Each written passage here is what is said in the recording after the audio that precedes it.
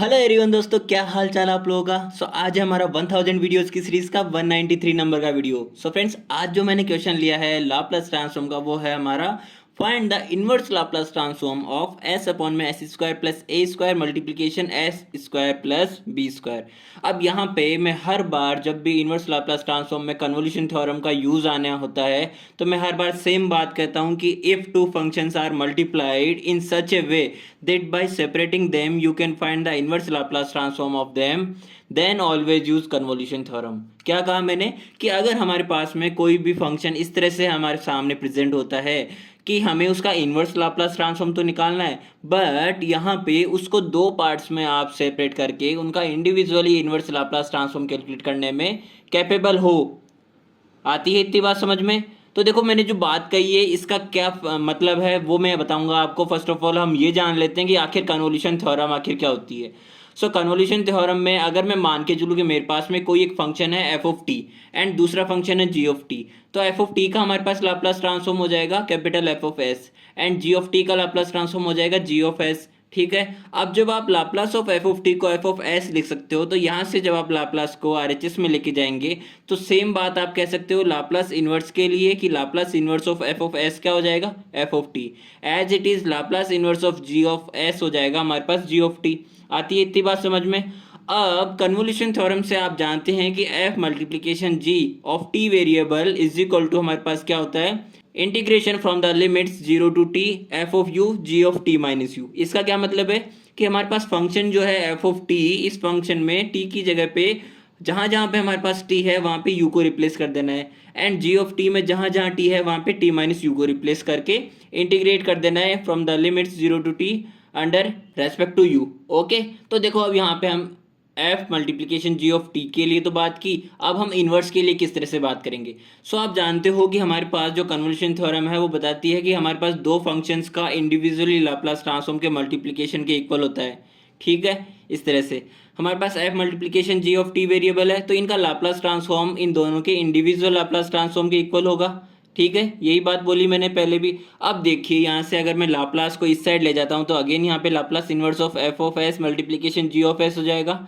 ठीक है, जिसको आप कह सकते हो F multiplication ji of T, यानी कि इसके इक्वल आ गया आपके पास Laplace inverse of F multiplication ji of S variable is equal to same हमारे पास वही चीज। अब देखो यहाँ से मैं किन दो फंक्शंस को सेपरेट करने की बात कर रहा था। यहाँ से आप एस अपॉन में S square plus A square and 1 upon में S square plus B square, इन दोनों फंक्शंस को सेपरेट करते हो तो देखो क्या होगा। यहाँ पे जब हम एस अपॉन में S square plus A square and 1 upon में S square plus B square को सेपरेट करते हैं तो देखो आप जानते हो कि हमारे पास लाप्लास क्या होता था कॉस ए टी का, एस अपॉन में S square plus A square. It means S upon में S square plus A square का लाप्लास इन्वर्स क्या हो जाएगा, cos ए टी हो जाएगा। And as it is sine B T का लाप्लास ट्रांसफॉर्म क्या होता था, बी अपॉन में S square plus B square. So Laplace inverse of 1 upon में S square plus B square क्या हो जाएगा, साइन बी टी अपॉन में बी हो जाएगा। आती है इतनी बात समझ में? अब मैंने इस एक फंक्शन को तो मान लिया है एफ ऑफ टी के इक्वल एंड दूसरे को मान लिया है जी ऑफ टी के इक्वल। अब देखिए हमारा जो फॉर्मूला था वो क्या बोलता था कि हमारे पास इन दोनों का जो मल्टीप्लिकेशन है इन लाप्लास वो हमारे किसके इक्वल होगा, integration from the limit 0 to t cos a u, यानी कि एफ ऑफ टी की जगह पे हमने रिप्लेस किया है यू को, cos a u multiplication ji of t में हमने रिप्लेस किया है टी माइनस यू को, जहाँ जहाँ टी है वहाँ पे हमें टी माइनस यू रिप्लेस करना है, तो sine b and t minus u divided by b हमारे पास एज इट इज हो जाएगा। अब इसका इंटीग्रेशन कर देना है विद रेस्पेक्ट टू यू। तो देखिए यहाँ से अब हम किसको इंटीग्रेट करेंगे, पहले तो हमको सिंप्लीफाई करना पड़ेगा। तो कॉस ए साइन बी हमारे पास में क्या होता है formula, sine a plus b minus में sine A minus b and divided by 2 हो जाएगा। मतलब कि हमारे पास एक्चुअल फॉर्मूला होता है 2 cos ए साइन बी का, जो होता है sign a plus b minus sine A minus B. अब यहाँ पे 2 नहीं है तो 2 से डिवाइड कर देंगे, जैसे हमने साइन बी टी के लाप्लास ट्रांसफॉर्म में यहाँ बी नहीं था हमारे पास लाप्लास में तो हमने बी से डिवाइड कर दिया। ठीक है, तो देखो यहाँ पे भी हम क्या करेंगे, अब 1 अपॉन में बी को तो मैंने ले लिया बाहर। ठीक है, 1 अपॉन में बी को ले लिया बाहर। अब देखिए यहाँ से 1/2 sine a plus b, a की वैल्यू क्या है मेरे पास, ए यू है एंड बी की वैल्यू है b t minus B u. तो यहाँ पे जब आप इसकी जगह पे ए प्लस बी रखेंगे तो A minus B of U plus में बी टी हो जाएगा, माइनस साइन ए माइनस बी, यानी कि ए की वैल्यू है ए यू एंड बी की वैल्यू है B of T minus U, यानी कि A U minus B T plus B U, A U minus B T plus B U, यानी कि हमने यू कॉमन लेके ए प्लस बी को तो इधर रख दिया, ठीक है। अब देखो यहाँ से क्या होगा मेरे पास में, हम जब इसका इंटीग्रेशन कर देंगे तो साइन का इंटीग्रेशन क्या होता है, माइनस का कोस होता है। तो हमारे पास में sine A minus B you plus B T का हमारे पास इंटीग्रेशन हो जाएगा माइनस का cos A minus B you plus B T, and U का जो कोफिशिएंट है वो हमारे पास डिवाइड में चला जाएगा, यानी कि ए माइनस बी डिवाइड में आ गया। एज इट इज साइन का माइनस का कोस होगा तो यहाँ पे माइनस माइनस ऑलरेडी हो जाएंगे तो प्लस हो जाएगा यहाँ पे, तो cos A plus B U minus B T हो जाएगा, एंड यू का कोफिशिएंट चला जाएगा डिवाइड में। ठीक है। अब देखो हमें यहाँ पे लिमिट्स रखनी है, इनकी अपर लिमिट रखेंगे पहले माइनस, देन लोअर लिमिट रखेंगे।